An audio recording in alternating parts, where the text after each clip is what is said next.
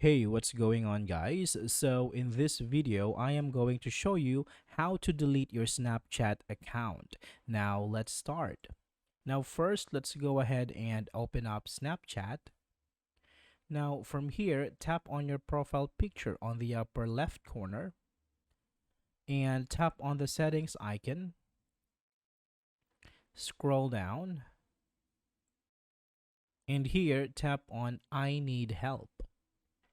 Now from this part here, you can scroll down and tap on managing my account. From the following options, tap on delete or reactivate my account. And then tap on how do I delete my Snapchat account. Okay, so it's going to take you to a help page. Now from here, you can scroll down and tap on accounts portal right here. Now, once you are in here, all you have to do is follow all the steps in here. You can first type in your username and password and tap on continue and just follow the prompt and you should be okay. Now, your account will be deactivated for 30 days and will be permanently deleted after that.